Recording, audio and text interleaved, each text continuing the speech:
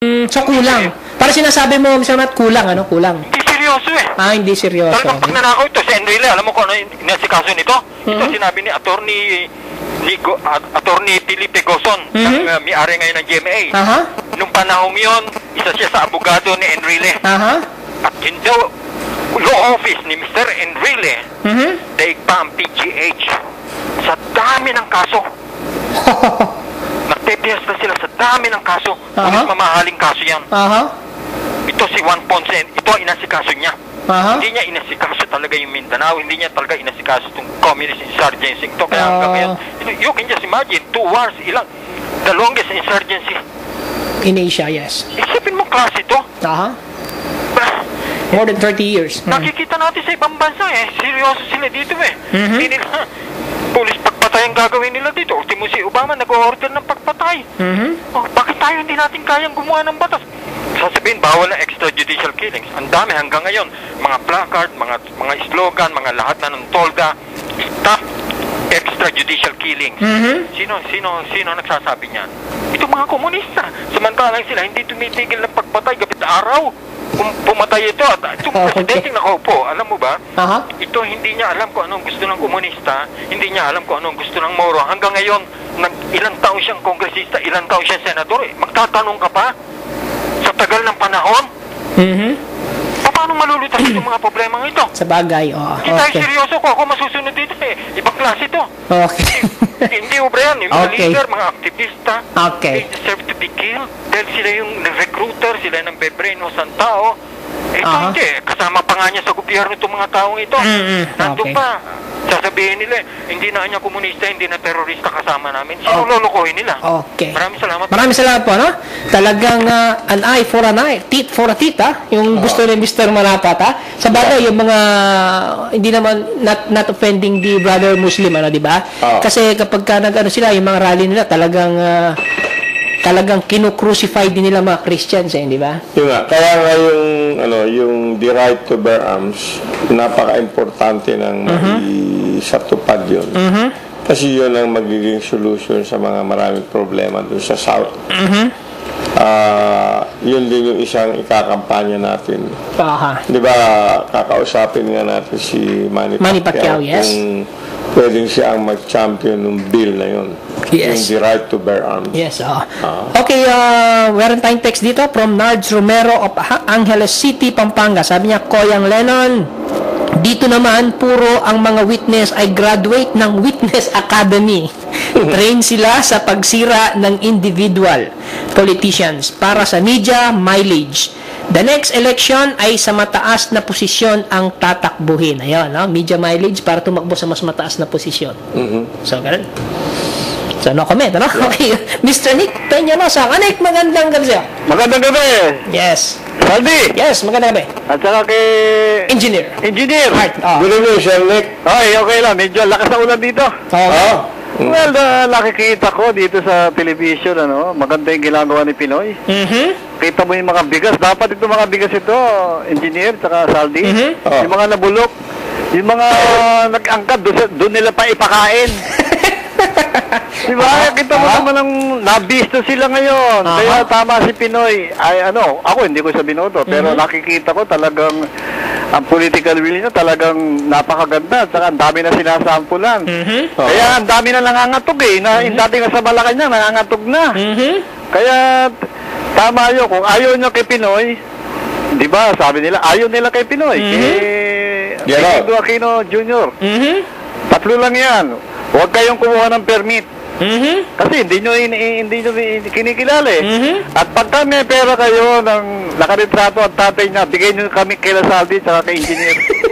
At saka, ang luwag-luwag ng ng Pasig River, doon sila magsitalon. Para mawala yung mga polluted. At saka umalis sila ng bansa. Ganun lang kasimple. Weather lang yan. Kaya ako, natutuwa naman ako. Kita mo kaya, pati yung sa 2004 election, sumisingaw na, ang dami na nagalaman. Paano? Nakikita nila, ang justice ngayon, parehas.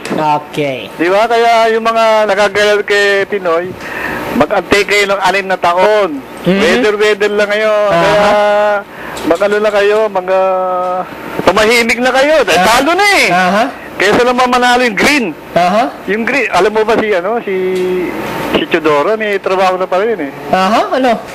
Nasa Philippine Airlines, piloto. Piloto. Oo, kaya wala yun. Kaya dilaw pa rin. Kaya uulitin ko, kung ayaw na kayo Pinoy, umalis kayo ng Pilipinas. Maraming salamat. Okay. Thank you, Sir Nick. Thank you, Kadika Peñalosa, no? Okay, so marami tayong, meron ka bang gusto? Hindi. No? Okay lang, okay. So, okay, no? Okay. Papasukin naman natin si Attorney Robert Cruz. Attorney, magandang gabi sa'yo. Magandang gabi, Saldi. Yes. Good day, Attorney. Engineer. Yes. Hello. Hello. Ang kwan po rito, itong NPA rebellion dito, hindi lang military solution ang kailangan dito. Papatayin mo lahat itong mga Pinoy sumasali sa NPA. Ang solution dito, economics. Yeah, exactly. Economics, ibig sabihin, kaya ang panukala ko rito, we identify the provinces, lugar na maraming NPA. Ngayon, yung mga lupain doon, yung mga fish pan doon, gawin natin productive. Yes. Tawagin natin mga NPA, wala, itapon nyo yung mga baril ninyo, alika, magtrabaho tayo, produkto natin yung mga lupa, 100 hectares, 50 hectares, yung mga produkto rito, ihanapan natin ng market, all over the Philippines, kamote, kasaba, yung mga high value crops, which bear fruit in 3 years, mga fruit trees, gano'n, ano? Yes. Pagkatapos, di productive na mga lupa. Tawagin natin lahat ng mga ambassador dito ng ibang bansa. O, tingnan nyo, produkto namin. Ibibenta na namin sa inyo itong mga produkto namin. Di magkakaroon ng pera. Yung mga perang yan, ibigay natin sa mga NPA. Di magpapatayo sila ng bahay nila, may lupa, may damit sila, may gamot sila, mapag-aral nila ng mga anak nila. Magkaroon pa ng sayawan sa kanila. That is the solution to this problem. Okay. Hindi patayan, no? Kahit ang Amerika maglagay dito ng nuclear bomb, hindi mapapatay lahat dahil yung mga anak ng mga NPA yan sasali pa hanggang ang kahirapan. Saldi, nandiyan? Tama. Ayaw Malacanang will listen. Dahil pag hindi bigyan ng correct, right solution dito, alam mo itong Pilipinas, napakaganda, mayaman. Yes. Napunta na ako sa Europe. Napakalamig doon during winter times, Ayaw ko doon, ayaw ko manirahan doon. Ang Pilipinas, the best. ayaw ko doon manirahan. Yes. Kahit sabihin mo, kahit na Amerika, malamig doon. Mas gusto ko ang Pilipinas sa manatili rito. Thank you very much. Okay. At tama yung sabi ni Attorney Robert Cruz, ang talagang solution sa problema ng NPA is magkaroon ng justice. Kaya naman sila nag-join kasi dahil sa frustrated na sila sa mga corruption. Tama. Tsaka mga favoritism, ganyan. Hanggang hindi maiayos yun, hindi mauubusan ng mag-join sa NPA. Kasi nga dissatisfied sila sa sistema ng nangyayari. Yung nga lang, nagmamadali na sila, they join the NPA. Yes. Pero kung aayusin ng husto na kagaya sa Amerika, wala nag-join ng NPA kasi happy naman sila doon dahil nakita nila hindi naman sila naapi. Yes. Ang nangyayari kasi dito, maraming naapi.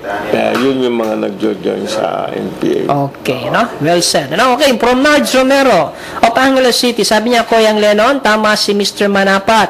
Ang mga founder ni Pinoy ay mga notorious businessmen back up ng dalawang propagandist na mga Aquino Cronies, TV station, Lee Kuan Yew, a dictator, kaya sumagana ang Singapore. Yan, no? Medyo umaayon siya doon sa